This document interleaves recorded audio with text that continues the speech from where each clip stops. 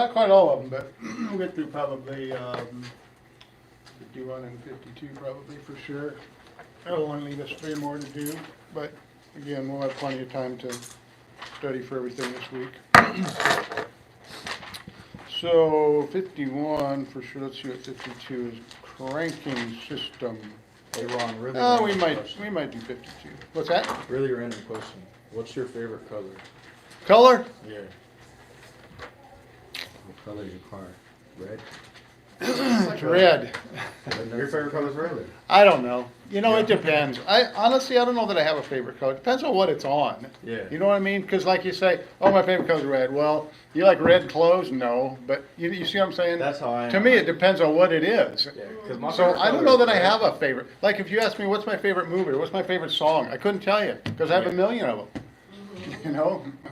My favorite movie, I got one favorite movie that I'll always watch.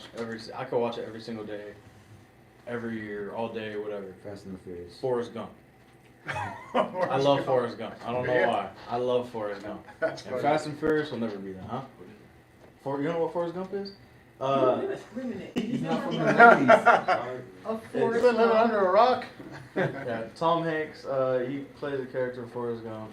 He's a kid who was born. His legs. Yeah.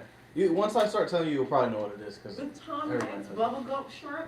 yeah, Hello. he has messed up legs, and he had to wear like metal braces. Captain So, Dan.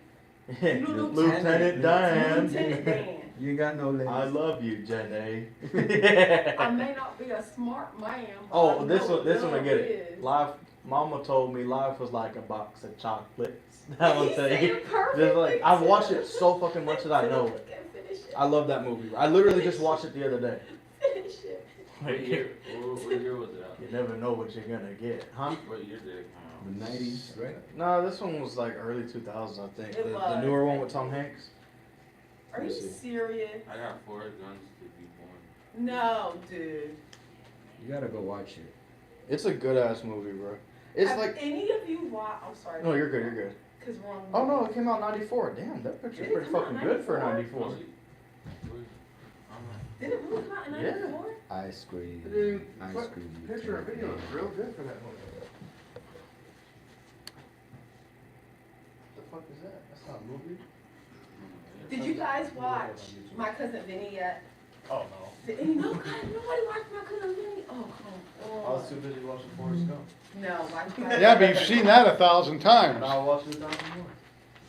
When's the last time you watched that? Like a couple days ago. Ron, he doesn't know Forrest Gump. That's what I hear. How could you not? My kids know. So if Forrest somebody Gump. said, run, Forrest, run, you wouldn't know what he was talking about? Run, Forrest, run. Oh, my goodness. Don't they have bubble gum shrimp on a strip? Yeah. I think so, yeah.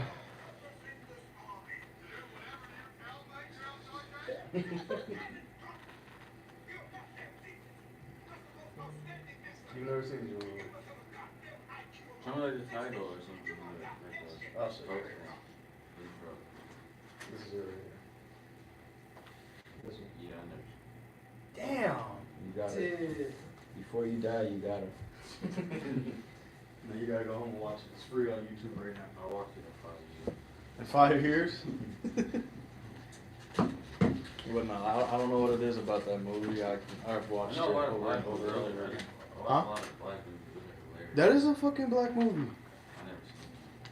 I never seen it. It's not like, very stereotypical like everything else is. It's back in like it takes place back in the day where it's more of like the It's southern. It's more southern, very southern. It's the area is southern, but it's very diverse. And Yeah. it's not, there's nothing negative about the movie. It's Nothing. very, There are some points where negativity comes out, but it's not strictly to one side. it's exactly. It's both on both sides. It's You know what I mean? broad.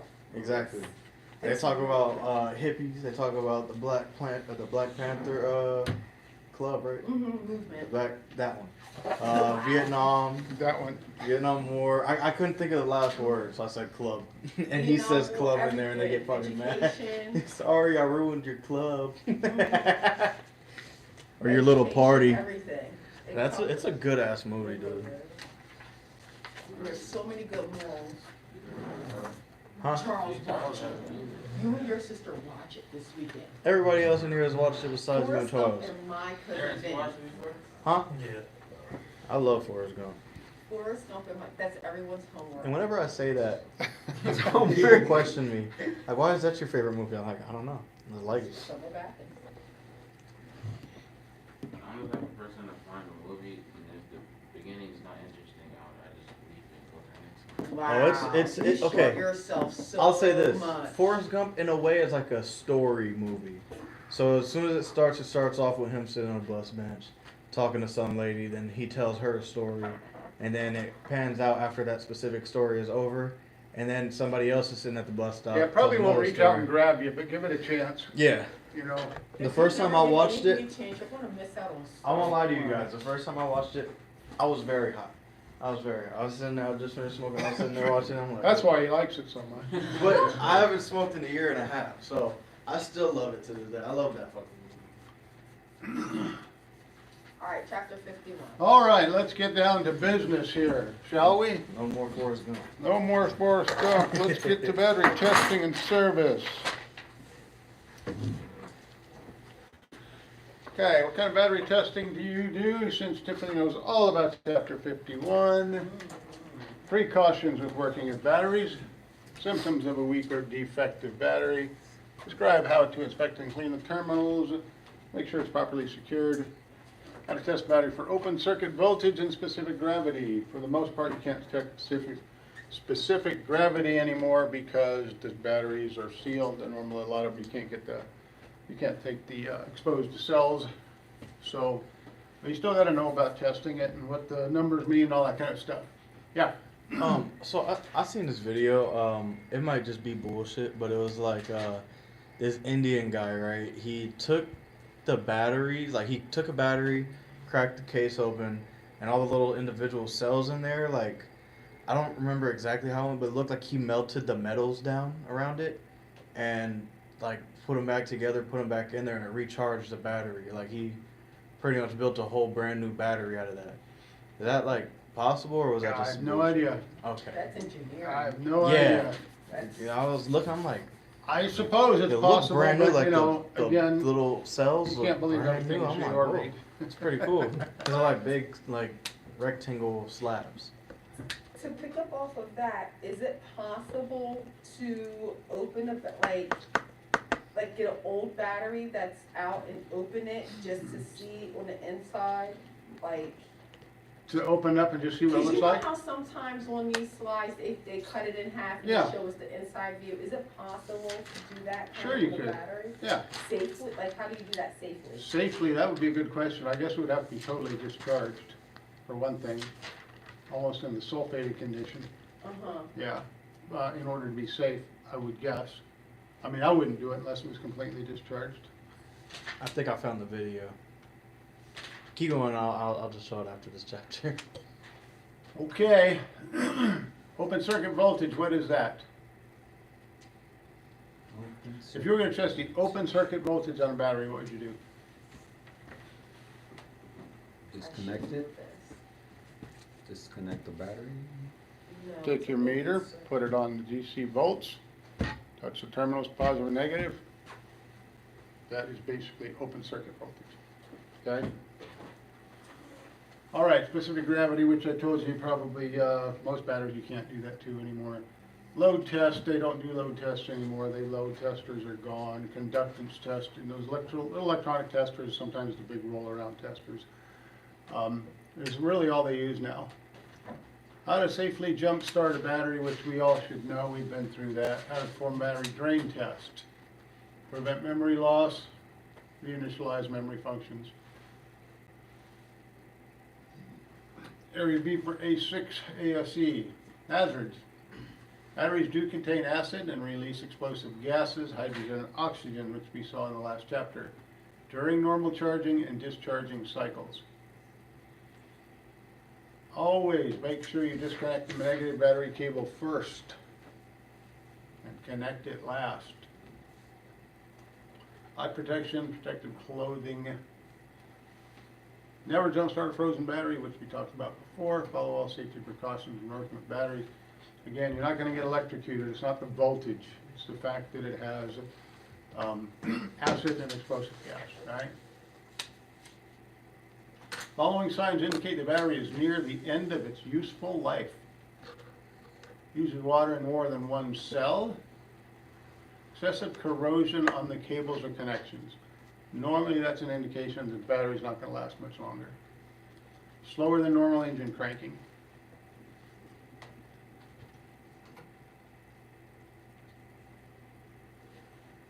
Visual inspection on this shows that the electrolyte is below in all of the cells. Not many batteries can be checked for electrolyte level anymore, which means you can't check specific gravity either. Okay, most batteries now are just sealed. You can't do anything with them. That would be an indication of the battery maybe getting to the end of its useful life.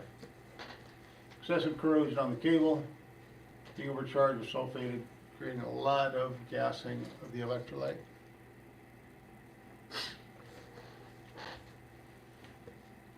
As far as maintenance go, if you have a dirty battery cable, baking soda works really good. If you don't have the actual battery terminal cleaner, baking soda and water works good. You can just mix that up and put it on there and it eats all of that corrosion off there. Works pretty well, neutralizes that acid.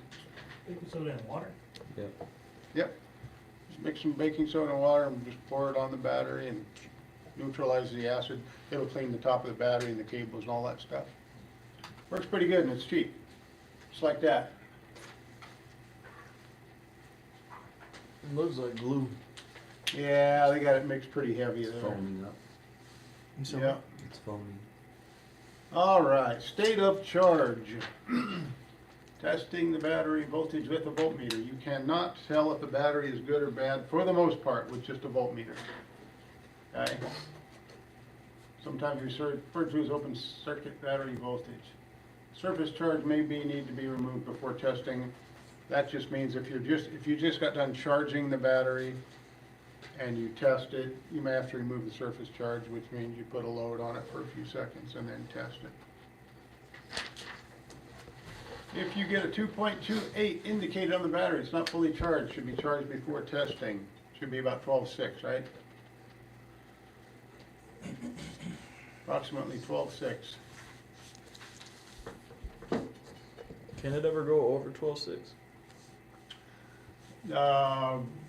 Probably never. Okay. Obviously, with the engine running, it's going to be somewhere in your charging system voltage, which is going to be 13 to 15.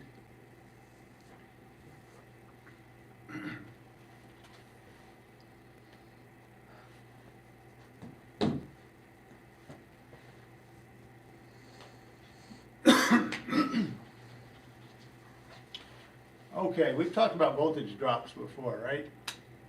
Yeah. So what's going on here? What's he doing?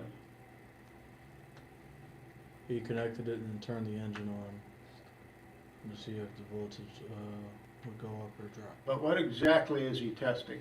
What's being tested here? The positive and the negative terminal. Okay. We're checking the connection between the actual battery post and the battery cable, Yeah. right? It's checking the voltage drop at this connection right here. One terminal is actually on the battery post, and one of them's on the battery terminal.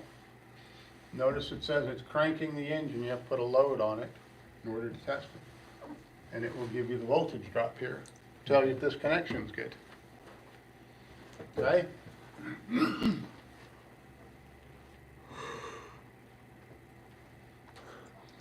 We saw that already, I think, in the last chapter. Open circuit voltage is the check with the voltmeter after the surface charge has been removed if it has just been charged. You won't be doing hydrometer testing because most batteries do not have removable caps anymore. But a hydrometer test does check for specific gravity, okay?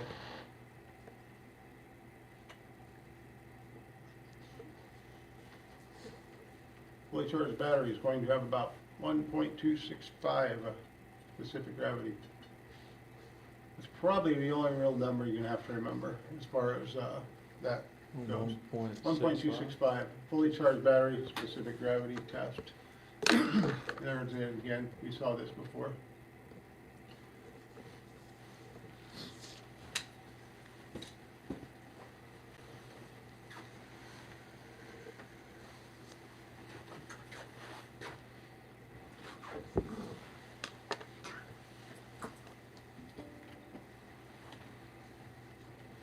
before electronic testers came along, they had actual carbon file load testers for batteries that actually worked really well. They were the most accurate way to test a battery. The electronic testers are okay, but they're not 100% accurate. Load test is a measure of amps battery can supply for 30 seconds at 0 degrees. Testing procedure, you're going to have to determine what the cold cranking amp rating of the battery is, which is printed on it. Connect the load test for the battery. Apply the load for 15 seconds. Repeat the test. This battery has a cold cranking amp rating of 600 amps, reserve capacity of 110 minutes. This is one of the old load testers that it's a shame they got rid of. Snap-on? In favor of the electronic testers. Which really, I think they do, some of them might do a load test, but not really. It's more of a conductance test is what those do.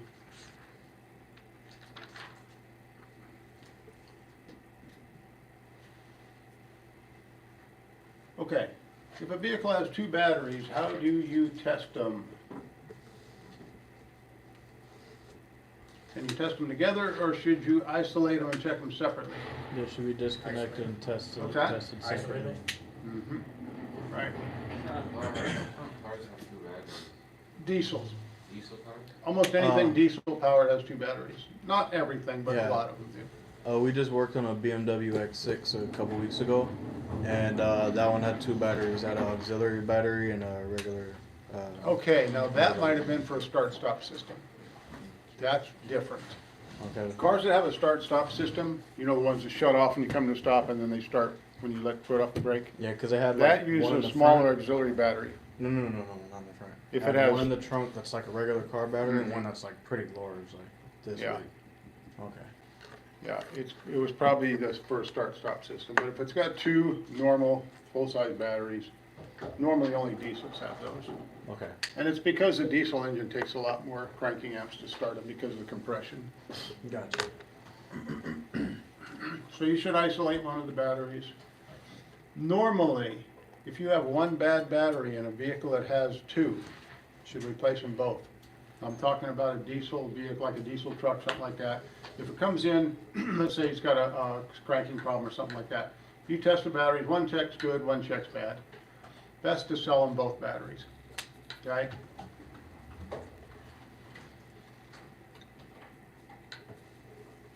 Okay, so you may have wondered, if the car has 2 batteries, or the truck has 2 batteries, is it still a 12-volt system? No, 12 plus 12. Each one Depends on 12. how it's wired. This is how they do it. There's your 2 batteries. They're both 12-volt batteries. But the end result, because they're wired in parallel, it's still 12 volts. But the cranking amp doubles. You got 1,000 cranking amps now. That's how they do it. That's how they increase the cranking amps without changing the voltage. Okay. At my job before I started school here, we used to drive trucks, like not semis, but like box trucks and everything. Okay. We had to change the battery one time because we broke down in the road. They use regular batteries, Mm-hmm. but we had 3 of them on there, and I think they were wired like that. So it was one terminal that hung down from the bottom, and then it had like this 3-prong extensioner. Put one on here, one on there, one on there, and then you connect that to the back of it with like a clip. Mm-hmm. Mm-hmm. And same thing with the negative side. Mm-hmm. So would that be the same as that? You could do this with as many batteries as you wanted. If you put a 3rd one in there and it was still parallel, you'd still have 12 volts, but you'd have 1,500 cranking amps, Okay. right? So if you wanted to keep the amperage the same and double the voltage, what would you do? If you wanted to keep the 500 cranking amps and make this a 24-volt system, how would you do that? Not connect them like that. Do the batteries separate and connect them to the same thing. You would wire them in series. Okay.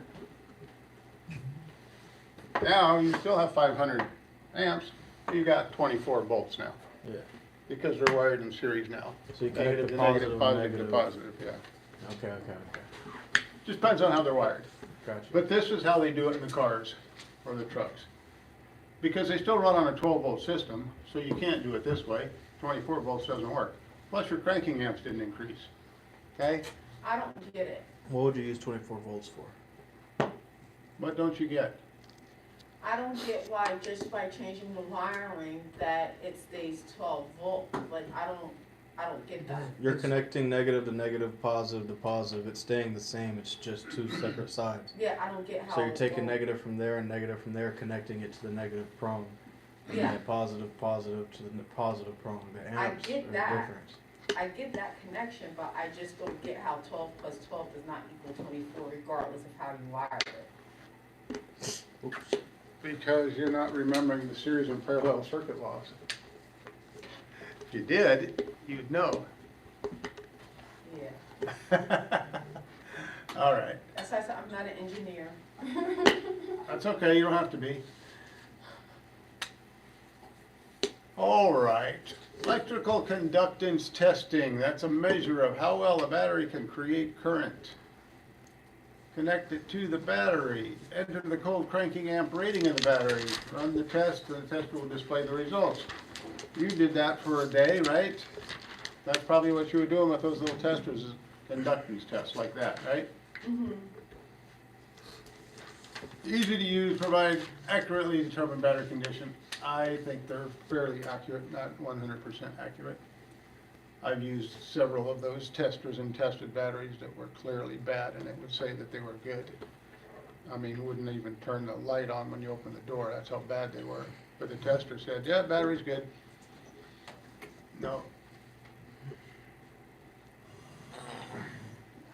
Tester can test battery, detect false starter alternator. Some of them can, some of them will check charging system, some of them will check cranking amps when you're cranking the vehicle.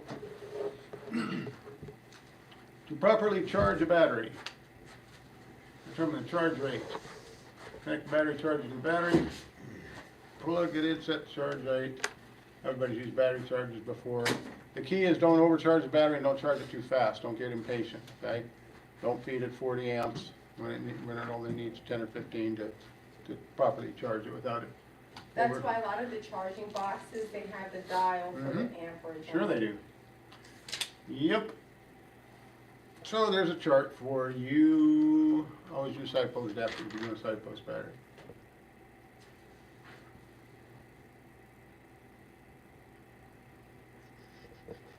Okay, we don't worry about that.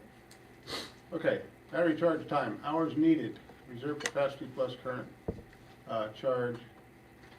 Example, I don't know anybody can charge a battery for 9 hours. I don't think anybody's got that much patience. You'd probably be able to figure out if the battery's good or bad in less than 9 hours. I have a question. So for the new cars at Chevy, I've been seeing this one girl. She charges the brand new cars. She uses a big machine, Mhm. the one you showed us in the picture. She charges the batteries for like usually an hour Mm-hmm. or like an hour, or like, yeah, pretty much an hour. So they use those to charge it to the dealerships, right? Those are on new cars, right? New cars. Yeah, that's actually part of the PDI, or the pre-delivered inspection. Mhm. You have to charge and test the battery and then attach the printout to the PDI paperwork. So that's actually part of the procedure. One of the reasons is because you don't know how long a new car is going to sit on the lot before it gets started or sold or whatever. They just don't want the batteries going dead. They want to make sure it's in good shape and all that stuff. Even if the So they car- make you test the battery and charge it, yeah. Even the car's been there for a while, they get it again Mhm. to recharge it. It's that big thing, it's called GR8. Yeah. Yep. Alright, so theoretically, but not theoretically, let's say that there's a battery in the car, right? That's whenever you try to turn your car on, it sputters a little bit, but sometimes it will turn on, sometimes won't. You know what I mean? And then you charge it overnight, wake up the next morning, take it out, it's fine until like midday, later on that day. Do the same thing every single day, charging it overnight. It's obviously a bad battery, but can you, Most likely if the charging battery's it bad. over and over and over again, will that make it worse? Or no? It'll get to the point where it just won't take a charge anymore. Okay, yeah, yeah. cause my So uncle's car was like that. It will progressively digress to the point where it just won't charge anymore. And Okay. at that point, the battery's done. I'm telling you, you need to get a new Yep. battery. When using jumper cables or a battery box, we already know this, the last connection that's made should be on the engine block or bracket, somewhere jump start terminal, somewhere away from the battery, okay? Newer vehicles have special ground or positive power connections built away from the battery for the purpose of jump starting. That's pretty common, almost all cars have jump start terminals on them now, because the battery terminals themselves, sometimes they're hidden, hard to get to, sometimes batteries in the trunk, sometimes in the passenger compartment, just not easily accessible. So they put jump start posts on them underneath the hood.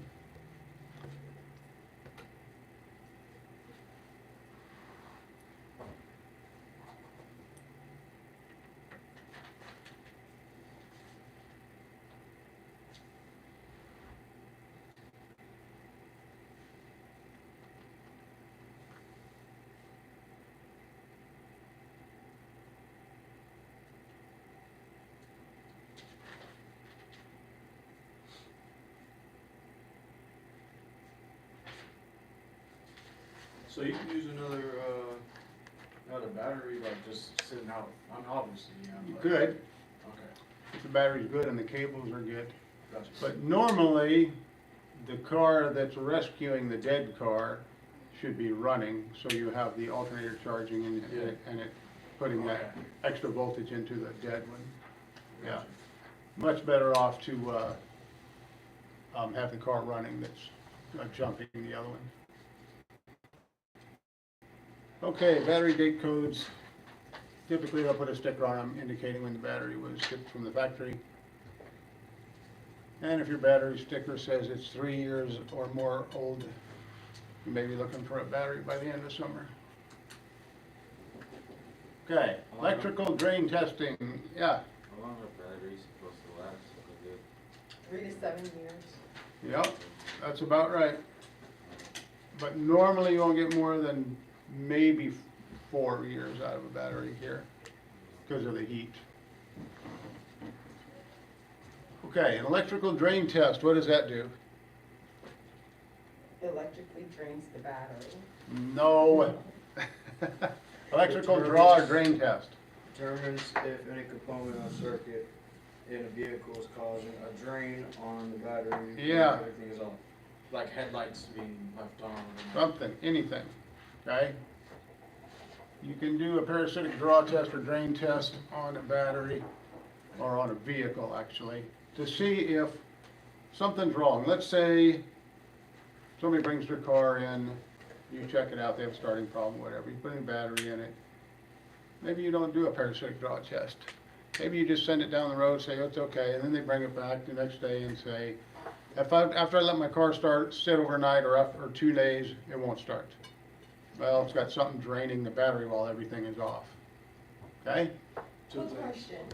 Oh, I'm sorry, go ahead. Two things, and they're both very quick. One, when I first bought my car, it has like the switch for headlights. I'm using my mom and dad's car by that time because theirs is automatic. You turn the car off, it turns off. I got out of my car the first night I had it. Mark, turn the lights off. Didn't turn the lights off. Came in, tried to go to school next morning, wouldn't turn on. Yep. I'm like, what the fuck? Blah, blah, blah. They checked the headlights. I'm like, oh, that's why. Second, my brother, he killed his battery one time and he couldn't figure out why until like a week later.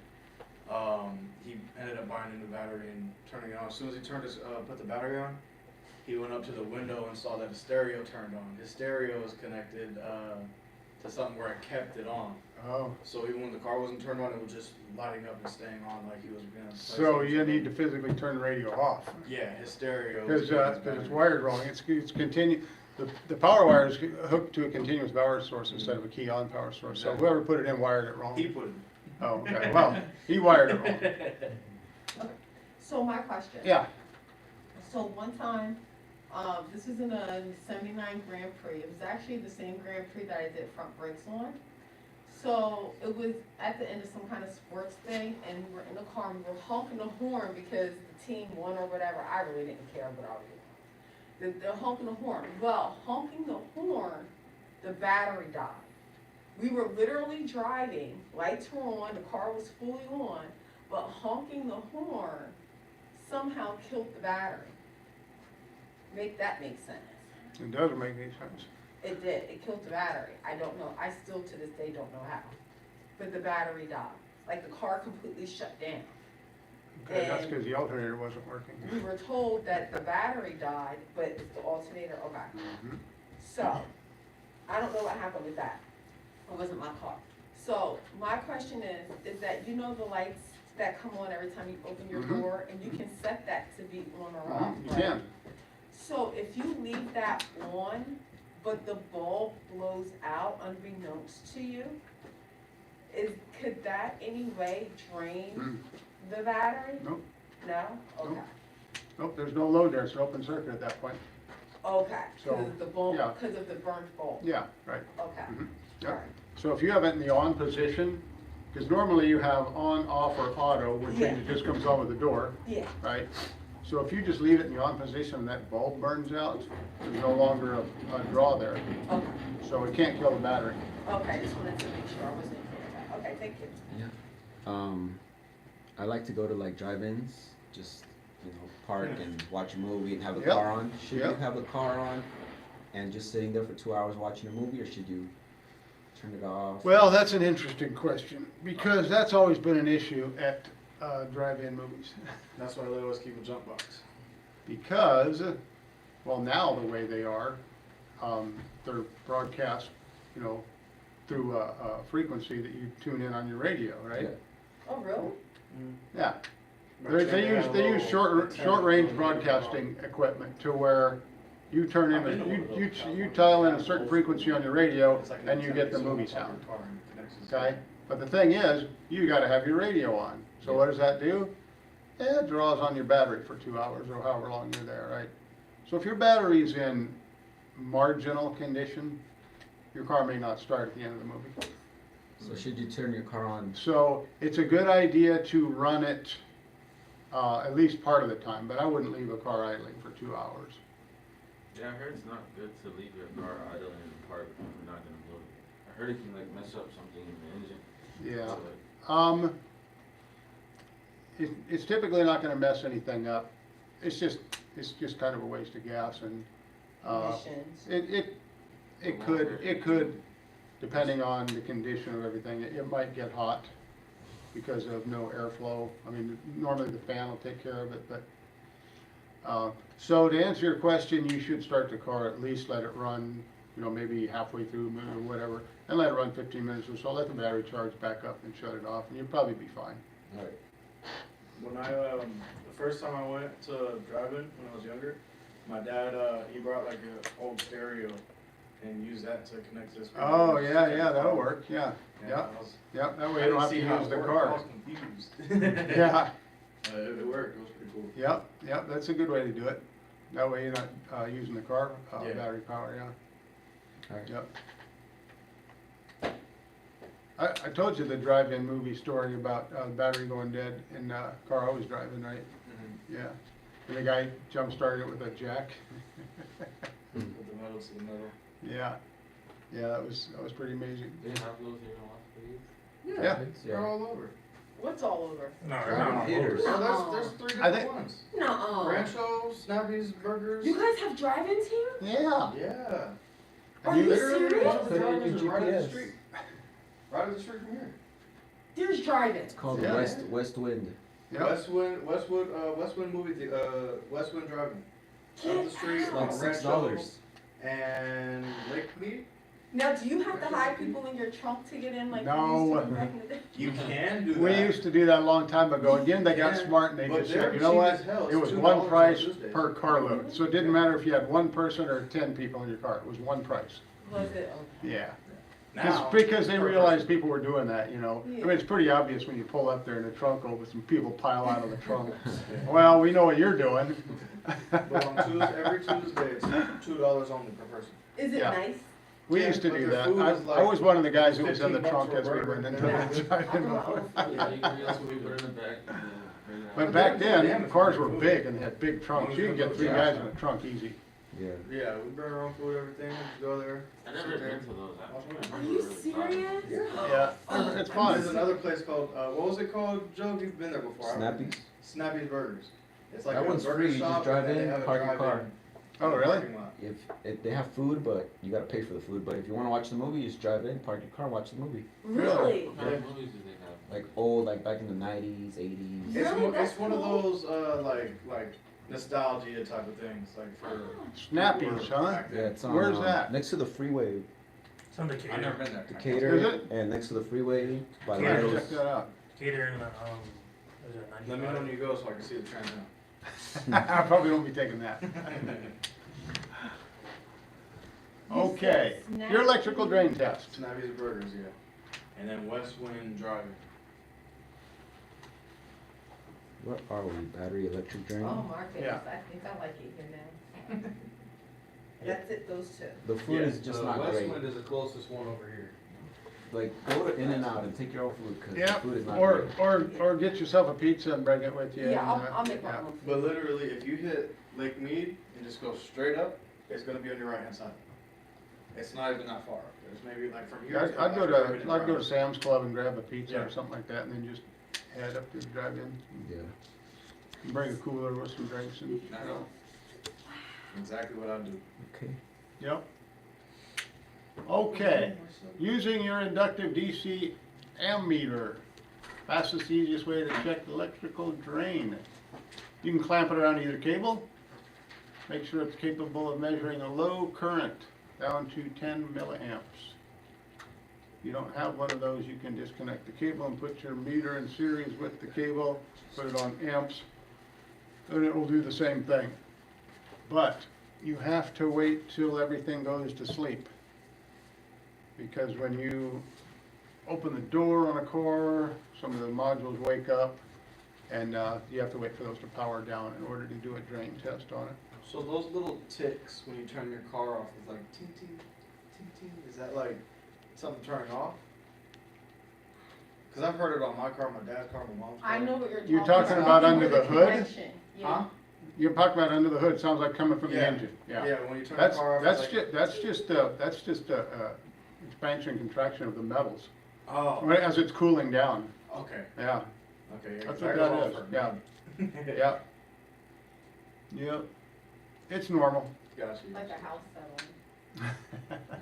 That's really creepy at night when you're by yourself. Yeah, just start hearing running like, That's the house settling. that's why I sleep with rain.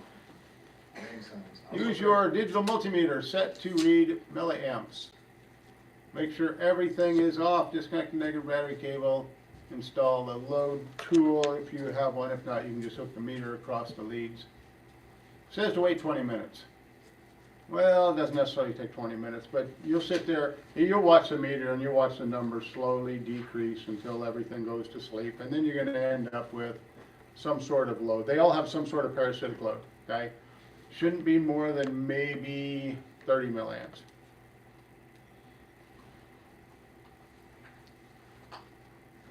And if you have one of these little guys right here, all you gotta do is just clamp it around the cable. And we can probably, I have one of those on that other meter that I brought. We can do some of that testing probably tomorrow in the parking lot, Test my battery. yeah. All right, normal is 20 to 30 milliamps, depending on the car. If it's an older car, 20 is high. If it's a newer car, you're probably gonna see somewhere between 20 and 30. And that's for the alternator? That's for your load, that's for your parasitic drain, that's how much, it should not, the battery should not have more than that draw on it, or drain on it all the time, Got you. okay? And in the picture, it looked like it was on the alternator, that's all I was asking. Yeah. Okay. Sometimes you will have to do relearns or something like that on things when you disconnect the battery or replace the battery. Sometimes reinitialization on the window and stuff like that. Normally it'll just say open and close window and then it just reinitializes the setting on it. They do have power or memory saving methods where you would hook a battery into a power accessory, just like a 9-volt battery. Radios don't lock up anymore, but they used to, which was a real pain because the customer never knew their unlock code for the radio. See where it says enter code? That is so old school. It is. It is. Does it have its own code? Do you make your own? No, No, you you get it when you buy the car. But a lot of people not only did not know that they had an anti-theft system on their radio, but they don't know the code to unlock it. So years ago, we used to have that problem all the time. Cars would come in with dead battery, you replace the battery. As soon as you unhook the battery, the radio locks up. Yeah. And if you don't know the code to unlock it, the radio doesn't work.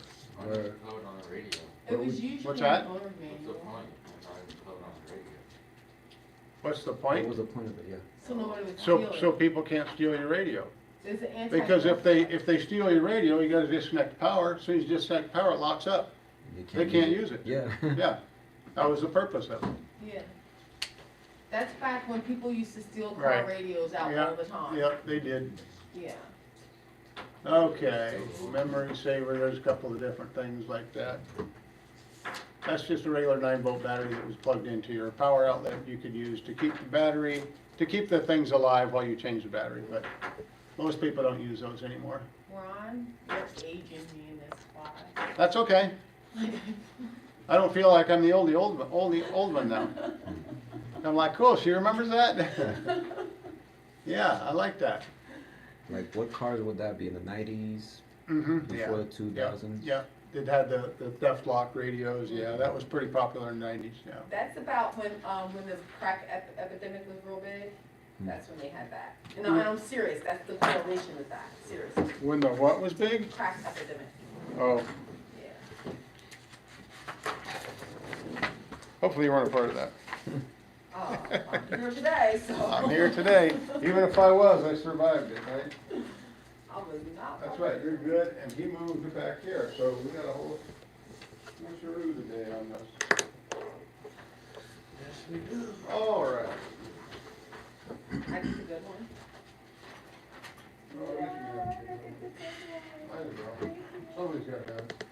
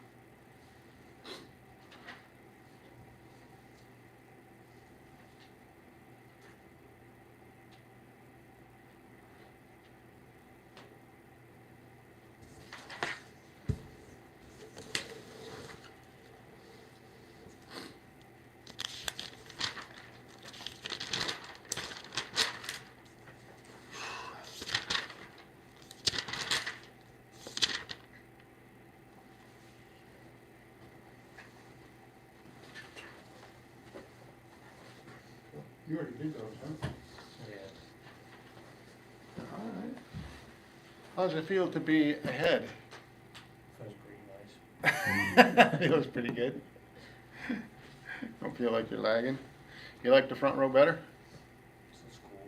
It's cool. You see better, hear better, right, Dad? Right?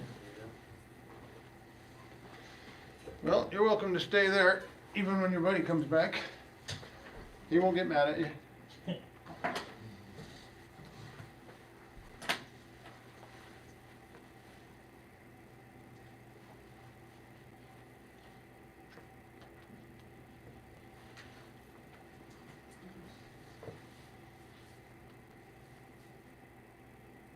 Okay, is this week gonna be 2 or 3 weeks? Where you're at? Gonna be the second week there? This will be our third week. It's our third week. You'll be the third week this week? No. Yeah, Yeah, this is our last this week. will be our third week. This will be a third? last week. Okay, so stay where you are this week, and then next week, you can go to Chevy, you guys can go to Cadillac, you wanna go back to Cadillac, and then whatever. Okay, so the last 3 weeks, you'll go somewhere else, all right? Alright. So this will be your last week where you are then? Can I go to Chevy starting this week? Cause I can't at Toyota. Toyota just has, I'm not even changing oil at Toyota. Okay, Thank Okay. you. Thank you, okay, you can do that. yeah. I don't have anybody there anyway, do I? I'm Oh, at that's right, Chevy. You're there, that's right. You're at Chevy? Yeah, That's okay, you can both go there. Are you sure? Yeah, Thomas is great. That's who you'll be working with. Okay. He's a good guy.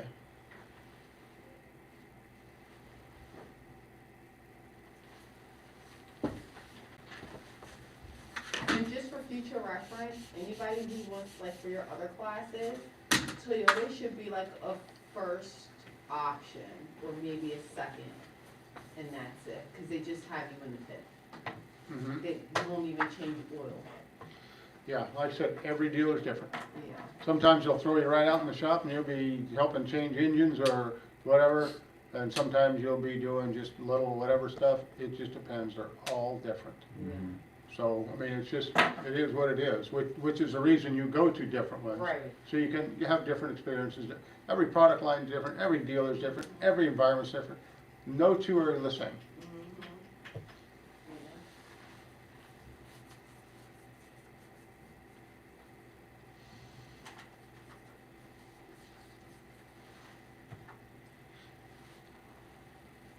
Did you ask him to do other stuff? Yeah, and they're like, no, this is where we start everybody out at. I'm like, Well- I'm a student. I'm a student to learn. I'm not an employee. technically. I'm a Well, student. you know, we all gotta start somewhere, but the thing is, depending on your experience, and depending on how good you are, you'll whip out of there quick. You Yeah. know, some people like it there, some people like hanging around that area, Yeah. some people just wanna do quick lube the rest of their life. Yeah, Well, that's you know what I what it mean, is. not the rest of their life, but you know, Yeah. they don't mind staying there for a few years and learning that and really getting that down before they start. Right. But, you know, and I've had guys that'll go right out in the shop and then they get hired into, as a, you know, into the main shop doing whatever right away. Mhm. It just depends.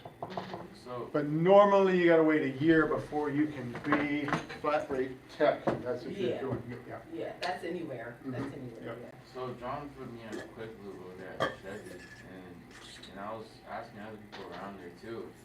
I was like, how long have you been in quick loop? I was like, I've been here for like 2 years. And there's some people that have been there for a while, and they wanna go in the shop. So like, I'm over there thinking like, I don't really wanna stay at Chevy for real. It's like, there's like 13 people in there trying to be a tech. Mhm. So like, it might take me more than a year or 2 or 3 to be a tech, because there's like a bunch of people waiting too. And again, it's not so much that, it depends on you. If you excel quicker, you're gonna move quicker. However, sure, there might be a little competition at the bottom there because there's a lot of people there. But, you know, again, it's all on an individual basis. Is that So- hard? You know, whether you stay there or not is up to you, but, you 'Cause I know, was thinking of applying for something somewhere else. you can apply anywhere you want. 'Cause I don't know, Chevy is just, I don't really like Chevy, so I'm hating on them. I'm not a Chevy guy, I just don't wanna be around them. I'm there right now, I'm not really happy there, but, you Just gotta Really? stick I around. mean, it's No, not, wait. listen. Most so of the listen, guys I feel really you- like it there. Being with Thomas, yeah, if you work with Thomas, you're gonna have fun, like, he's gonna make you work. Thomas you're is gonna, you're good. gonna enjoy it. You'll like him. Tommy's a funny You'll like guy. it there. Yeah. And especially if you're engaged and you work and you help and whatever, No, Thomas is cool. If you, you'll, if you you'll work like around him. him, He's you'll good. enjoy it. He's the guy that all the students work with. Okay. And I've never heard a bad thing about him, except for Joe doesn't like him. No, I don't like. I didn't say I didn't like him. It's like, I know I get it that people are mostly motivated by money, but I got into this because I want to take something that doesn't work and make it work. Mhm. Yeah. That's my motivation. Mhm. But people are like, time is money. Yeah. Hurry up, hurry up. Yeah, well, it is, but the thing is, you're gonna start out hourly, Yeah. so you don't have to Hurry bank. up, hurry But, up. you know, if you're one of those people that drags their feet too, they're gonna go, They So put me some straight places- on flat rate. They did. Yeah, that's what they told me, they're putting me straight on flat rate. That's, well, you've been there this whole time too, so. Yeah. again, like I said, everybody's different and every place is different. You never checked out another place? No, I'm not trying to go to Henderson. Where's Honda at? Close to his house. That's one of the reasons you wanted to go there. about the same It's out, distance it's out north, to here it's in to Tyndall. there. It's north end, That was The like my same time last it takes choice. for me to get here is the same Like time after it takes for me Chevy, to I get there. wanted to maybe go there. the Honda. How far is it? Where is it Honda at? It's on Tenaya and Azure, Tenaya. Azure Drive, Azure. Azure, yeah, Tenaya and Azure Drive. I just say and because it's straight up and then it cuts Yeah, off. it is right off of 95 and Then it Ann goes up to Azure. by where like Team Chevy is. And Yeah. it's right next to the, well, I don't even know what it is now, the Volkswagen, they sold the Volkswagen store. Oh, it's Volkswagen still? It's still Volkswagen, it's just Finley doesn't own it anymore. Yeah. It's a different Volkswagen. Yep. All right, Let's do this. let's do this, is right. Does Type R be coming in there? Type R? Man, one of the salesmen up there has a Type R. Man, that shit is so beautiful. I got a picture of it. Huh? Have you driven one? Have you driven one? What are you talking about? A Type R Civic. On the- Oh. Yeah, come along with I haven't gotten to drive his, but that's because whenever he brings it into the shop, he takes it into the detailing bay. We got this one a couple weeks ago. It's a SI. It's really pretty. This is a customer. It's real nice.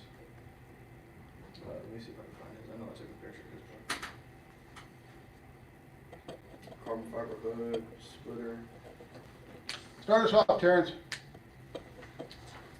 Tradition A says that electronic conductance Conductance testing testing. can determine CCA state of charge in voltage of the battery. Tradition B says that electronic conductance testing can determine if there's a bad cell requiring battery replaced. Who is right? Both. Okay. If the battery has a bad cell, it needs to be replaced. A lot of times those testers will say bad cell, replace battery, or, you know, something like that. And Okay. Number 2. Number 2, When load testing a battery, which battery rating is normally used to determine how much load to apply to the battery? D, CCA. old cranking amps. You missed your question, so now you're number 3. Well, no, you didn't, that's right, you moved, okay. Yeah. Technician A says that distilled or clean drinking water should be added to a battery when the electrolyte level is low. Technician B says that fresh electrolyte solution of acid and water should be added. Which technician is correct? Technician B? Negative. It's A. Hey. Okay, yeah. You do not put acid in the battery, but water in it. This question you may see later. Okay. Which one was it? 3? 3. Which of these is a measure of how well a battery can create current? B. B? Yep. Conductance test. Okay. Number 5, I got A. Number 5, you got A. Battery, high rate discharge, load capacity speed is being performed on 12-volt battery. That case says good battery should have voltage being higher than 9.6 while under the load. at the end of the 15-second test. That is correct. Tech B says battery conductance test is often used to load test battery. They do not load test batteries. Just A for 5. Tech A says that an AGM battery can be charged with any battery charger. Tech B says that an AGM battery requires a charger specially designed for charging AGM batteries.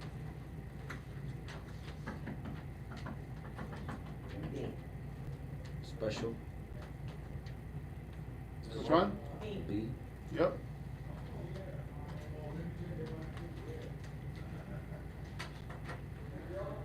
Terrence, Which of the following is the most accurate test to determine the condition of a battery? C, load, or Load or capacity test, yes.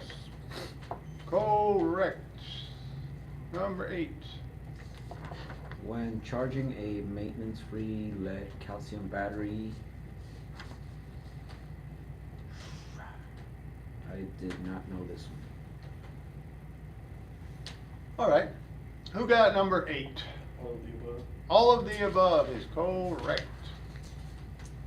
Vehicle equipped with diesel engines may have 2 batteries connected in parallel in order to provide additional current at the same voltage. Technician A says to successfully test the batteries, they should be disconnected and tested separately. Technician B says that a fault in one battery has no effect on the other battery. Who is right? Both? Is it A? So it's A. A. It does have an effect on the other battery. It does? Yep. I just know that you would replace both of them.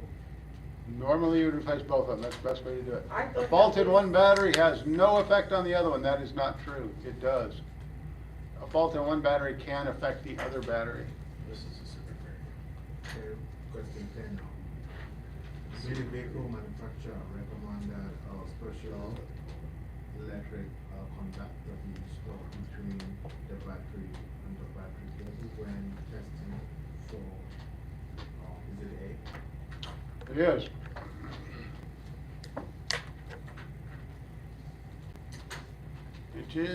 It is. So only number 3 will be on the test? As far as I remember, let's see, I think so. Other than the ones I told you from last.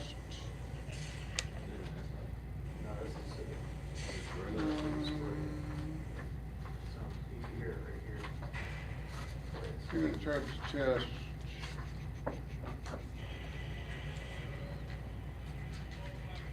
That's gonna be on there too. The electrical connector,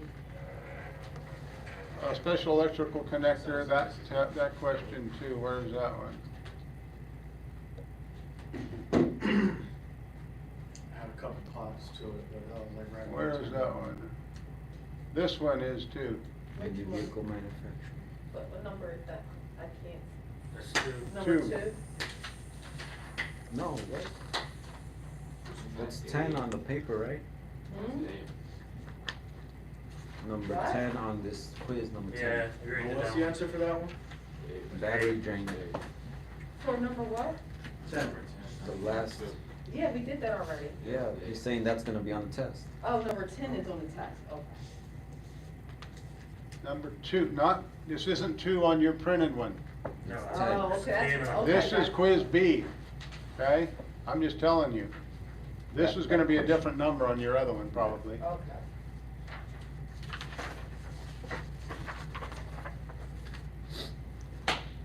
Well, load testing battery, cold cranking amps, right? Yeah. Okay. Which of these most accurate way to determine the condition of a battery? Hydro? No, we already did that one. That's loading capacity. Okay. Effective battery will display which of the following symptoms? Slow cranking.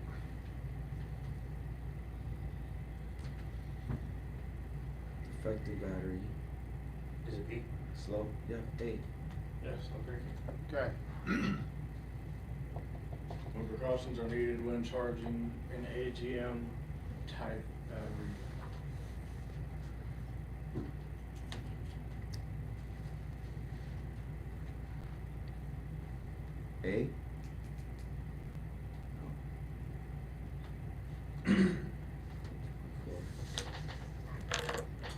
Seven is D. We already did that.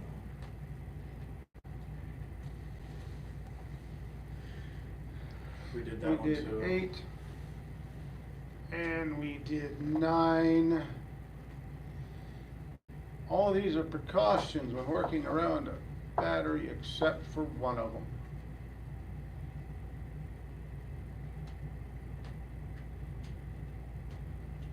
B sounds really wrong. Yeah, B is. B is really stupid. wrong. You don't jumpstart a frozen battery. Blew it. All right. Let's How- see, where are we at? How would you know the battery's frozen? Like ice all around it or something? Yeah, well, it would have to be completely discharged for one thing. It would have to be cold enough outside for it to actually freeze. And yeah, you would know it just by looking at it. It looked like a giant ice cube. Okay. So how do they do in Alaska? How, like, what do they do with their, do their batteries come? Well, you gotta remember one thing. insulated or In order something? for a battery to become, the electrolyte to become one, it has to be completely discharged. Normally, that's not what happens. If you drive your car on a regular basis, battery's never gonna be completely discharged and have a chance to freeze. Well, So- Alaska, like, in like Siberia, you know, like people live there, they drive. Like it gets so I know. cold, so I'm dating a girl from Siberia. really, like, so ask her, what do Yeah, they do it's, with their car? it's winter, batteries? 9 months out of the year, it gets to 120 below zero. So, do they park underground? I mean, do they insulate their batteries? Like A lot of those cars have block heaters on them, where you actually plug the car in at night, keeps the engine warm. Like a diesel. Mm-hmm. Mm-hmm. Chapter quiz. Chapter quiz. Okay, 1 is a repeat question for A. Battery should be checked for all of the above. I think we did that one. Charging voltage peak at or below 14.4 on number 3.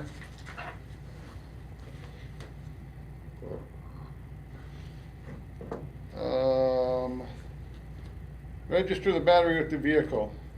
B for 4.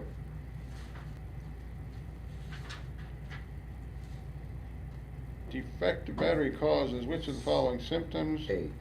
Slow cranking. When measuring specific gravity of the electrolyte, maximum allowable difference between the highest and lowest hydrometer readings. Yes. 0.05, I believe it is, but again, we don't use hydrometers anymore because batteries are sealed and there's no access to What was it. 6 again? Right now. Oh. 6? Where are we at? Yeah, 6 is 6. C, yeah. I'm not sure, I didn't hear him, I just think it's 2 is D, right? Yeah. Yeah, all of the above. All right, 7. we did 7, right?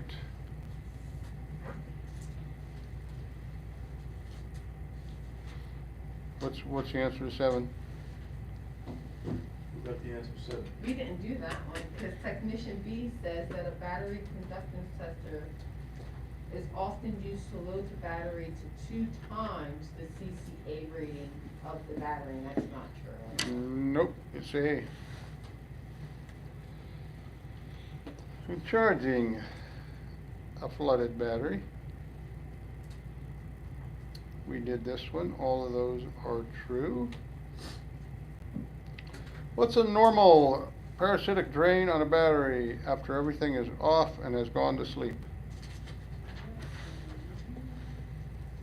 None of you both? Incorrect. One of those is a good answer. I'm gonna say A. That is correct.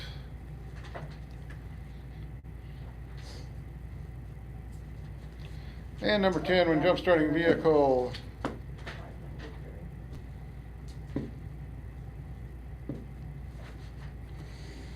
last connection should be to the engine block or jump start terminal of the dead vehicle.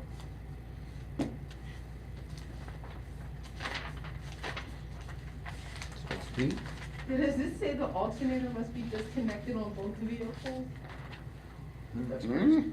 That's what it says. That is definitely not right. Yeah. Ten is the B. alternator Yeah, must be disconnected. sometimes they give you really silly options for an answer.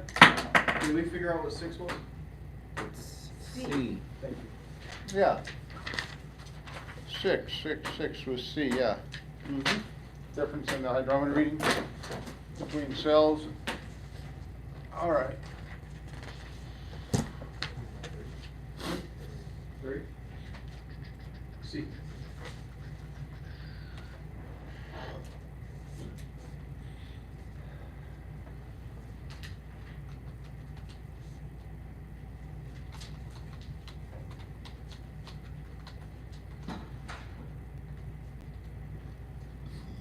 This next one's 5 pages. Are we Oh, doing we're the not next doing no more chapter? chapters? We're done with We're gonna chapters? save cranking, charging, all that stuff for tomorrow. 53, 54, and 55? Yep. We're gonna go through some practice test questions to give you an idea of what ASE is going to look for, and the first question has to do with batteries, so that should be fresh in your mind.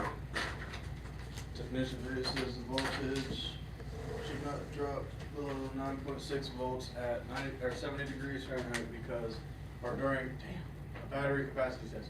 Technician B says the battery state of charge and voltage increase as outside temperature decreases. Who is correct? A. Both? A and B? What would the outside temperature have to do with it? What would the outside temperature have to do with anything, he says? A lot. If it's, oh, yeah, 'cause if it's hot or cold, yeah. It would matter, right? Should it not go below 9.6 volts? Yes, true. If you were doing a capacity test on it.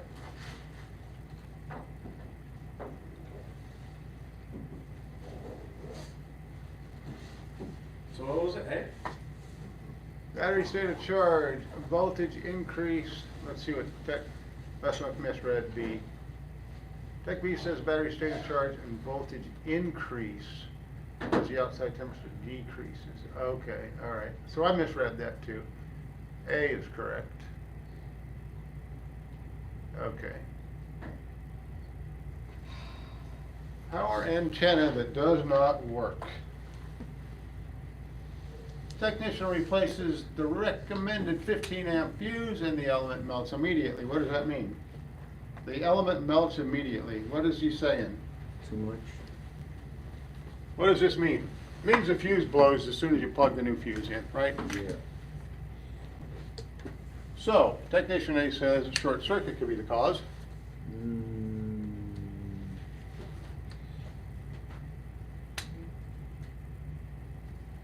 There should be Yeah. protection, right? 20 amp fuse. So what do we got? Our problem is, we got a power antenna that doesn't work. The guy goes, okay, well, look, the fuse is blown. Puts a new fuse in it, snaps, blows that fuse as soon as you plug it in. So Tech A says it could be a short circuit. Is that right? Absolutely, that's right. Technician In A. fact, it's most likely a short circuit. That's what causes the fuse to blow. You shouldn't replace the 15 with a 20, it's 20%. Technician B says, put a 20 amp in there. No. Technician A. Recommended 15, don't change it. Don't put a higher rated fuse in it because the other one blows the fuse. Yeah. You'll end up in trouble, okay? Oops. The electrical symbol in this illustration above indicates shielded wire. I don't think we saw this electrical No. symbol, did we? I'm gonna take a Never guess, seen that. shielded wire. That's, it seems like shielded. Yeah. Good guess. That is what it is. Technician A says a hydrometer measures the density of a battery's electrolyte solution. Technician B says the electrolyte solution specific gravity gets closer to 1.0 as a battery discharge, the school is correct. I don't remember that. Both? I don't remember the gravity. Specific gravity on a fully charged battery was 1.265 per cell, remember? Oh, Yeah. yes, So that's, it's- Does it get closer to 1 as it discharges? yes. Most likely, right? So both. Okay. See? Cat. Alright. Cat, all right. An engine starter will not crank. Which of the following should be checked first? The battery. That is a question that you would not have to go to school to know. Yeah, the battery. The engine won't crank. First thing you're gonna do is check the battery. Or you could be like those people that sit there and constantly try to turn it thinking that it's gonna go. and it's not. Check the battery first. To be honest, I checked the left rear tire. All right, can we actually see this? Okay. Starter motor grounded to the engine block, set to DCP 10.3. Go down. An engine starter is cranking slowly, the battery has passed all testing, and the ignition has been disabled for a starter voltage drop test. While cranking the engine, the voltage readings at the battery and starter both indicate 10.03 volts. Technician A says these test results indicate a bad starter. Technician B says there is too much resistance in the positive battery cable. Who is correct? Is it neither? If it's grounded, it should be reading 10.3. If it's grounded, it's, the normal reading is 12.1, isn't it? So, 12.6. yeah, 12.6. 12.6, so. Was it neither? Yeah, I think it's neither. Think it's neither? Yeah. Hey. So the starter. Considers all the voltage and turn problems like resistance, warm brushes, and bad bushings are cause to turn slowly. Can we see the bushing one more time? Mm-hmm. Technician A says these test results indicate a bad starter. Ignition has been disabled for a voltage drop, starter voltage drop test, meaning the engine will just crank and not start. Okay? Oh. While cranking the engine, voltage at the battery and the starter both indicate 10.03, Okay, that makes more sense. okay?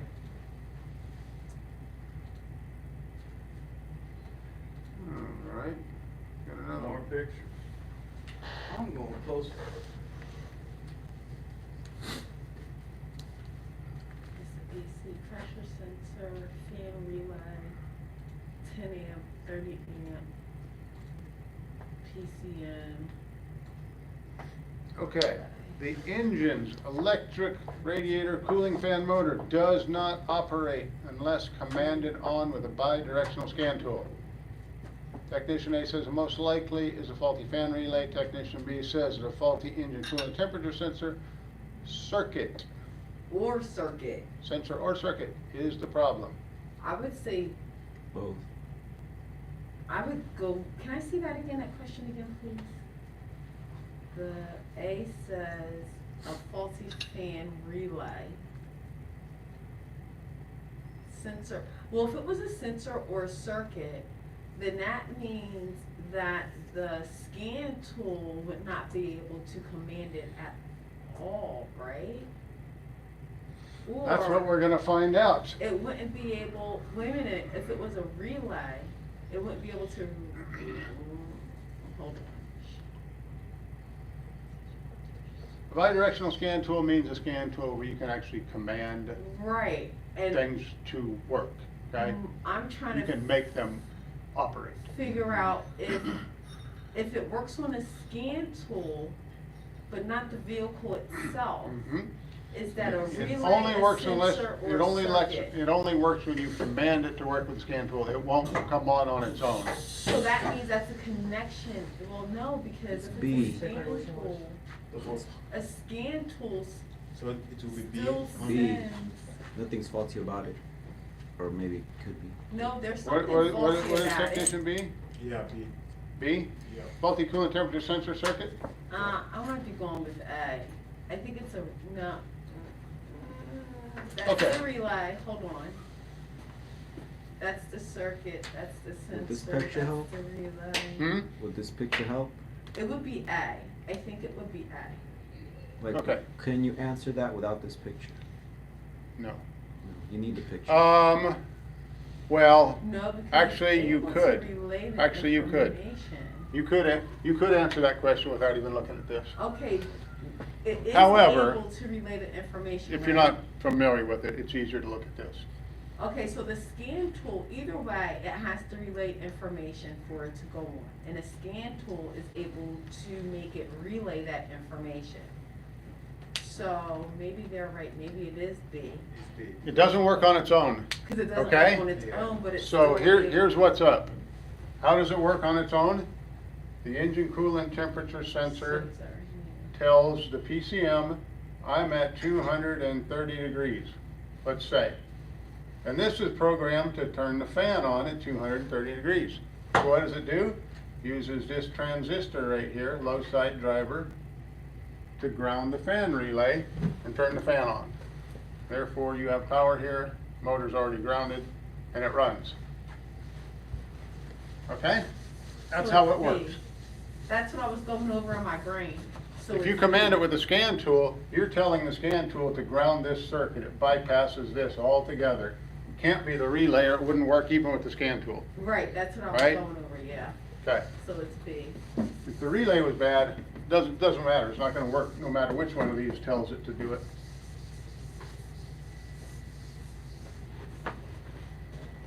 Okay, so what are we looking at? B. B is correct. Oh, we got another one, huh? Let's see what we got Right side here. backup light in the diagram above is dim, the other light is normal. Which of the following is causing this condition? C. The right side backup, what? The right side backup light. Okay, this is your backup lights. is dim.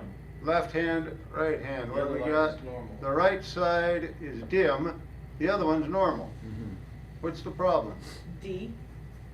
Let me see. The picture would help, right? This one you're gonna have to have the picture for. Why is it It pointing had at to the? be, resistance at point D. Resistance at point D, And it couldn't be open. I see if it was open, either one would work. okay? Can we see the High question? resistance here would cause low voltage at this light, right? Yeah. Cause it to be dim, Yeah. thinking D. It wouldn't be open at B, it wouldn't be resistance at A, 'cause then again, both of them would be, so it would be D. Okay, good. You got it. More? Oh my lord, I hate these pictures. Wow, another one, huh? I hope this isn't what the ASC is gonna be, all these pictures. The resistance between pins 6 and 14 of Oh, yeah. the OBD2 DLC connector above measures 60 ohms. Technician A says this is correct. Technician B says the modules must be powered down No, A. or the battery disconnected to test resistance in the CAN A. bus. Who is correct? I thought it wasn't measured in ohms. Either way, it would be A, wouldn't it? We saw this, 100, yeah, we saw yeah. this in the communications Yeah. chapter, remember? It'd be A. 120 ohm terminating 120 divided by 2, resistors 60, yeah, in so parallel. A. Should measure 60 ohms at those two terminals, right? Yeah. Okay, so we know this guy's right. Yeah. Modules must be powered down in order and the battery disconnected to test resistance. Is that true? Mm-mm. I don't remember. No.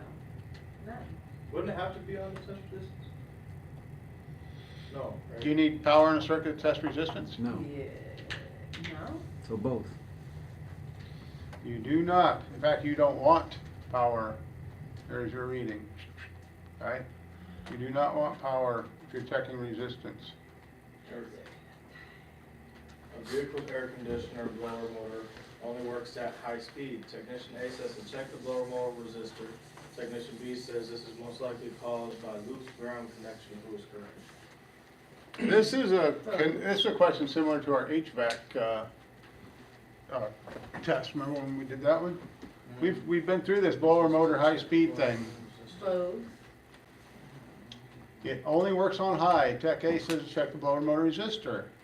Is that right? Yeah. Tech B says it's most likely caused by a loose ground connection. No. I think it's second. If it had a loose ground connection, it wouldn't work properly ever, right? Yeah. Check the blower motor resistor, Oh, yeah, right? ground. The Yeah, that's- resistors work the lower speeds, right? Right. This is Electrical easy. symbol illustrated above represents, Can you go down? element? What is it? Motor. Motor, yeah. Oh, yeah, yeah. Sometimes it'll have an M there, but sometimes it won't. An engine's cooling fan motor continues to blow the circuit's fuse. Which of the following is most likely causing this condition? Excessive resistance in the circuit, an open in the circuit, an intermittent. Short to ground. Disconnection, short to ground, Today? yeah, short to ground. Okay. I'm gonna give you this question, Nasser. Actually, no. Oh, isn't it a Hey. short to something else? Cooling It has to be fan, connected to motor. something else. It's blowing the fuse for that circuit. What's most likely causing that? Short of ground, What's that? short of ground. Short to ground? It had to be connected to something else on the body of the car. If it's not connected, it will Okay. be short to ground. Would excessive resistance in a circuit blow a fuse? Yeah, Yeah. resistance. Not a chance. Is it C? Resistance is less current flow. Oh, That's less never gonna blow a resistance, fuse. Less current flow. Is an open gonna blow a No, fuse? it's No. It wouldn't Is even work. intermittent connection gonna blow a fuse? No. Was short to It is ground the short right to answer? ground. Yes.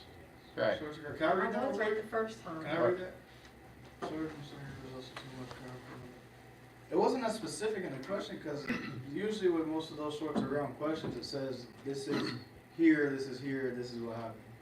I mean, it didn't say anything about it being connected to anything else, it just said it's shorted, while, the blower motor, or whatever it was, fan.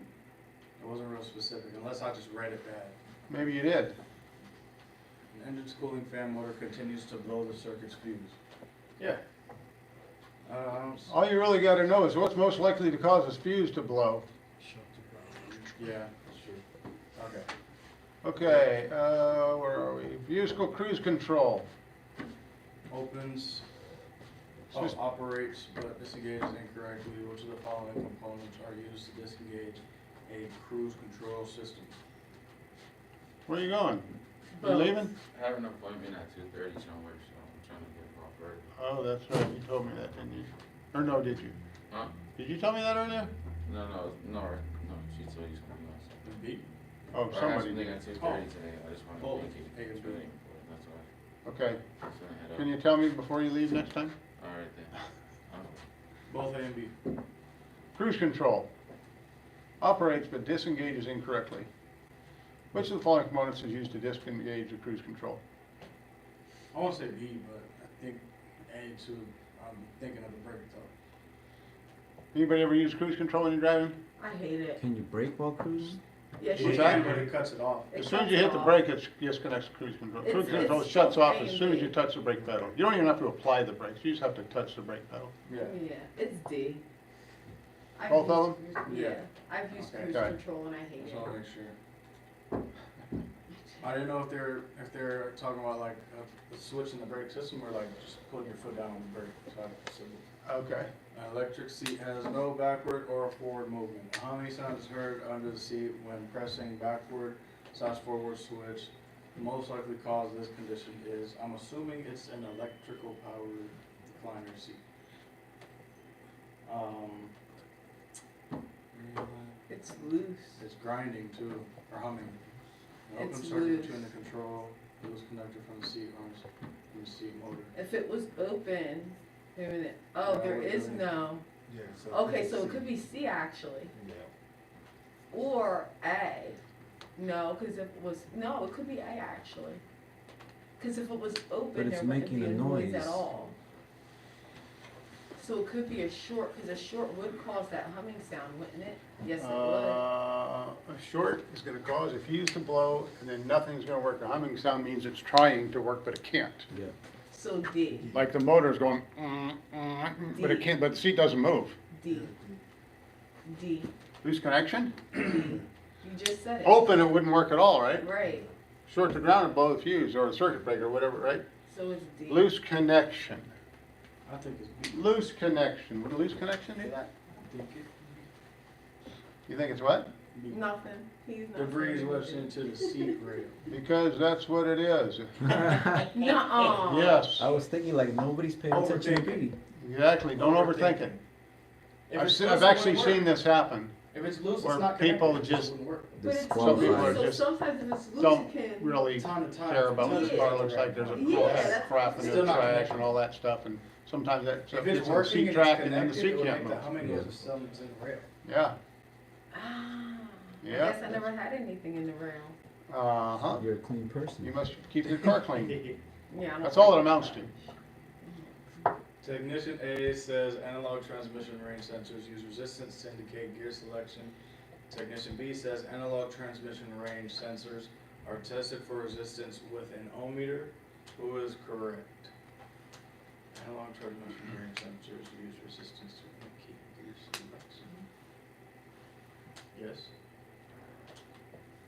Technician B says analog transmission range sensors are tested for resistance with an ohm meter. Resistance ohm meter, yeah, both. Both of them? Yeah. You know you test resistance with an ohm meter, right? Yeah. So B has to be right. Is an analog range sensor, does it use resistance to indicate your selection? I don't think so. I'm not sure. I told you it was no. Oh, I was right. Yeah. Lied. It was just prank. Yes, it does. Rosin Okay. torque. This is easy, right? We went through this. What type of solder I do didn't you even read the use? question, I just saw it and knew what it was. All right, we haven't got to this yet, but I don't like this. you'll love this question. You'll Which love of the following statements is true about the diagram illustrated it. above? It's a schematic. Schematic. Hey. Let me make this a little bit smaller so you can Hey. see it all. The answer's A. What were the other ones? It's, It C, contains 12 diodes and 4 resistors. C. Go up. C. How many? 1, 2, 3, 4, 5, 6, 7, 8, 6, 9. 7, There's 8, 9. 10, 11, 12. 10, 11, 12. Oh yeah, I saw One, the ones two, at the bottom. three. Does Yeah. 12 diodes and 4 resistors, does it? What are the 4 resistors? 1, 2, 3, 1, 4. 2, 3, 4. Yeah. Yeah, C. Does it have 12 diodes? Yeah. Yes. Yeah, I told you, it's not a scary question. Both. Both of them, isn't it? Okay. By the way, that was a schematic of an alternator. Oh, really? Mhm. All the gauges in an instrument panel display maximum output. Which, all the gauges in an instrument panel display maximum output. Which of the following is most likely causing this condition? Faulty instrument panel voltage meter? Limiter. Faulty Limiter. instrument panel voltage limiter? Good guess. That wasn't a guess, it's just context clues. No, Instrument panel. It's the only one that instrument makes sense though, right? Yeah. The digital multimeter display illustrated above indicates That's A, ohms. B, Kilo ohms. A.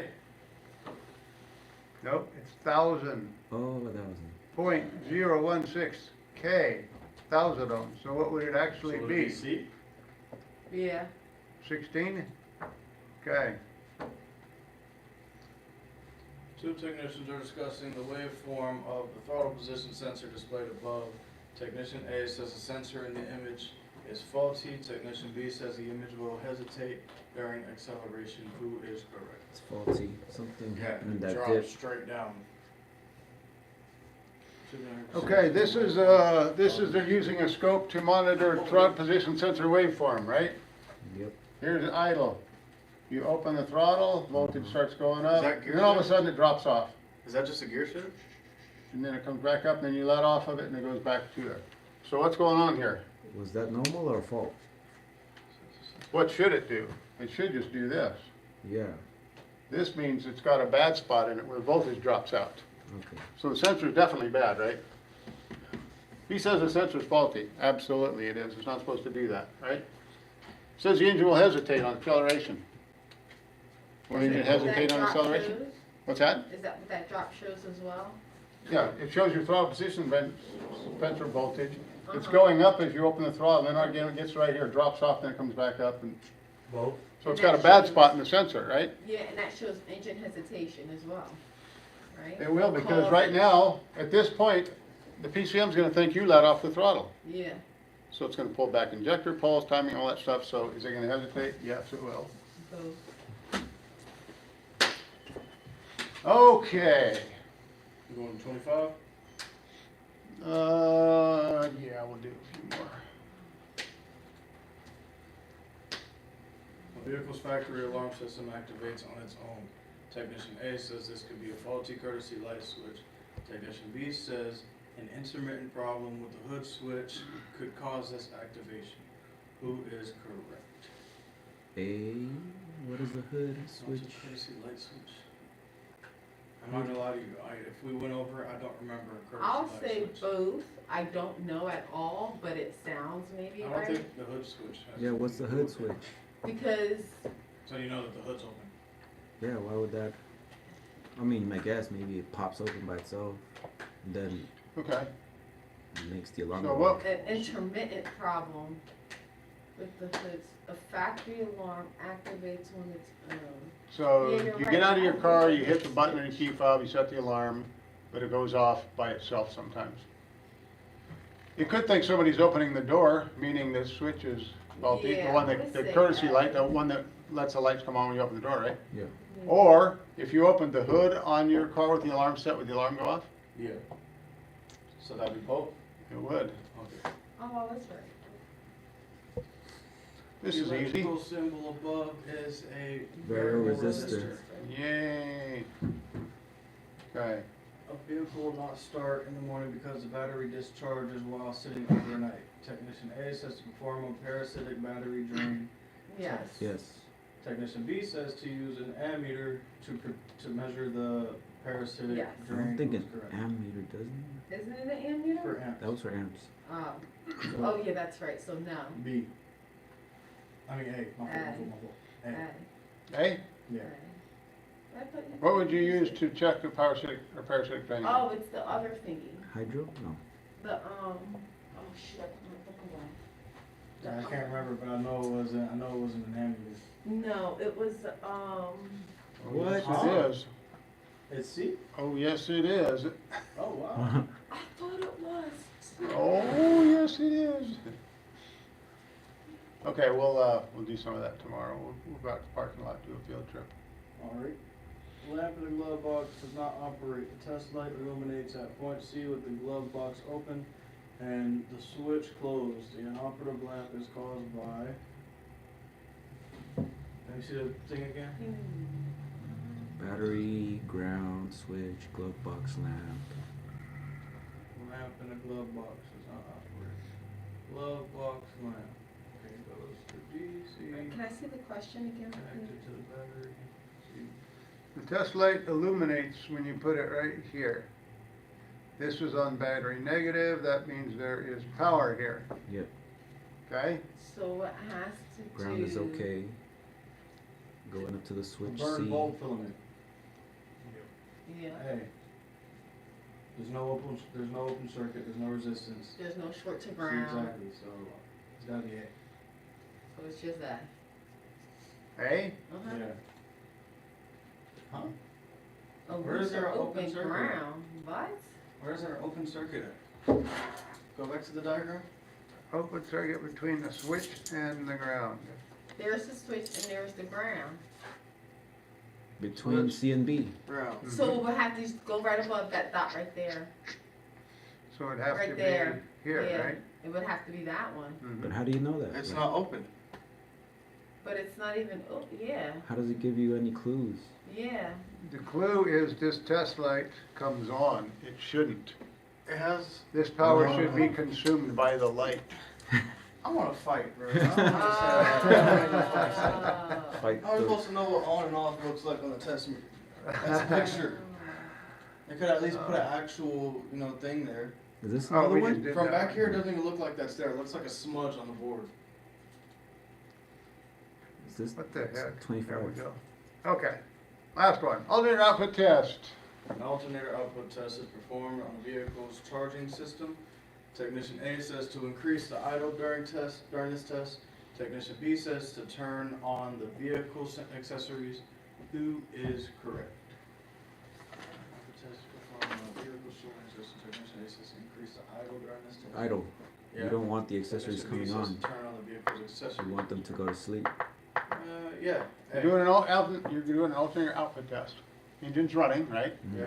You wanna increase the idle to get the alternator turning faster, right? So you get the maximum charging capacity, right? Should you turn all of this stuff on? No. No, it's gonna slow it down. You are supposed to turn everything on, yep. Because that's going to force the alternator to show Work you harder. what it can do, Okay. right? Okay, that makes sense. Okay, see y'all